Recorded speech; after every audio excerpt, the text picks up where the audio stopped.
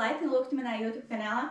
Šodien man ir pilnīga brīvdiena. Es jums vienkārši parādīšu, ko es daru tādās dienās pa mājām. Es tikko esmu izmazgājusi mazulīša drēbītes, izkarināšu viņas un paralēli es jums pastāstīšu, kā es vispār jūtos šajā 8. grūtniecības mēnesītī. Patiesībā ļoti bieži es saņemu šo te jautājumu par to, kā es jūtos, vai viss ir kārtībā un tā. Un ziniet, es patiešām varu teikt, ka es jūtos vienkārši lieliski visu grūtniecības laiku. Tā kā man reizi pa visiem šiem mēnesīšiem nebija nelabumi. Protams, bija kaut kādi dažādi simptomi, piemēram, nogurums, bet tas nebija, tie nebija tādi simptomi, kas man tā kā traucētu dzīvot. Es teiktu tiešām, ka man ir diezgan paveicies, jo es esmu dzirdējis daudz stāstus no māmiņām, ka viņām šis laiks, galīgi nav bijis viegls, bet man, paldies Dievam, viss ir kārtībā. Man ir draudzene, kur arī ir stāvoklī, viņa man stāstīja to, ka viņa ir diezgan, viņa nevar izgulēties arī, kad viņa ir nērti, viņa nevar atrast savu ērtu poziņu un tā. Ja mēs runājam par to ērtumu, man ir diezgan komfortabli gulēt. Es nezinu, man pat nav nekāds grūtnieču spilvens vai tam līdzīgi. Es vienkārši guļu uz savu parastā spilvena. Bet es izguļos tādā ziņā ļoti labi. Vienīgā lieta, kas man bišķī traucē, ir tas, kad man naktīs patstāvīgi ir jāceļās, lai iet uz toleti. Es nezinu, vai visām māmiņām tas tā ir, bet man tas tā ir. Tiešām. Es varu aiziet uz toleti, aiziet atpakaļ uz guļamistabu, iegulties gultiņā, jau iemigt, un nepaiet labi 10 minūtes, un es atkal ceļos, lai iet uz toleti. Tas man bišķīt varbūt netik ļoti patīk, jo tomēr tevi traucēs tas miegs naktī, un tu nevari tā pilnībā izgulēties, bet es domāju, tas vēl ir sīkums salīdzinājumā ar to, kad mazulis piedzims un kad vajadzēs celties pa naktīm viņu barot.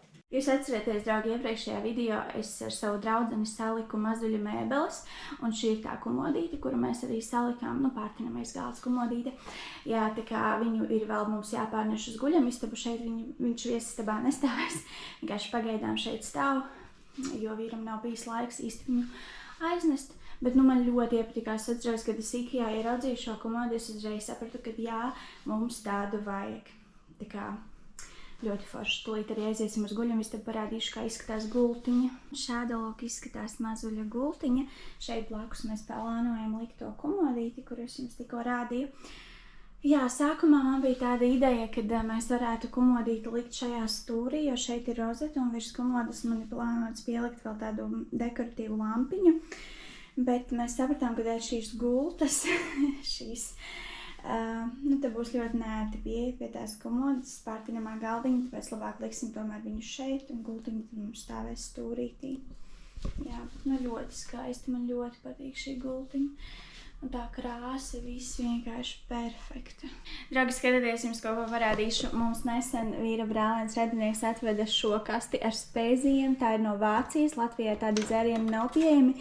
Bet es atceros, kad mēs dzīvojām Vācijā, mums tiešām viņi ļoti garšoja. Mēs bieži viņus pirkām. Tagad, draugi, man ir plānā iziet pastaigāties. Varbūt aiziešu arī uz draugām. Man dažas lietiņas jānopērk. Tā kā paņemšu jūs līdzi. Es, ziniet, cenšos katru dienu iet staigāt, bet man nesanāk katru dienu, diemžēl. Es biju sev pirms kādu laiku uzlikusi mērķi, ka es katru dienu noiešu 10 000 soļus. Tas bija pārāk liels mērķis priekš manīm acīm redzot, jo es saprotu, ka es jau pēc kādi 2 kilometri jau jūtu, ka es esmu piekususi. Tāpēc, centīšos noiet vairāk šodien. Skaista diena jāizmanto, jo, kā jau zināms, tad pēkšņi var sākt gāzt, un tad es tiešām neiešu staigāt. Es te tā staigājos, un man tik ļoti sakārojās augsto zupu. Un starp citu parādīšu, kurā mājā Jēkabpilī es gribētu nopirkt dzīvokli. Šeit. Es nezinu, kāpēc, bet man ļoti patīk šī māja, un patīk, ka te ir rotaļlaukumiņš. Manuprāt, ļoti laba vieta. Vispār mums šobrīd šī tēma tagad ir ļoti aktuāla. Mēs gribam nopirkt trīsistabu dzīvokli Jēkabpilī. Aiziešu uz mūsu vietējo topiņu, nopirkšu visu priekš augstās zupas, un tad došos mājās gatavot.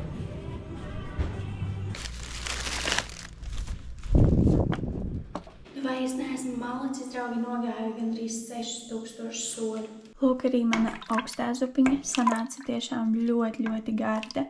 Bet tagad gan es domāju, es paņemu paņemšu sāglīšus, iešu uz istabu, palasīšu grāmatu un došos nelielā diendusiņā, jo es pat tiešām jūtos nogurusi. Lūk, arī ir tā grāmata, kuru es pēdējā laikā lasu. Man tiešām ļoti viņa patīk, iesaku arī jums, draugi, izlasīt. Tiešām ļoti interesanta un, jā, nenožēlosiet. Es domāju, ka ar šo es arī nobeigšu šo video. Paldies, ka tu to noskaties. Paldies, ka tu vispār skaties manus video, ka tu abonē manu kanālu, ka tu spied patīk zem maniem video. Tas ir vienkārši nenovērtējami. Milz un liels paldies tev par to. Atā!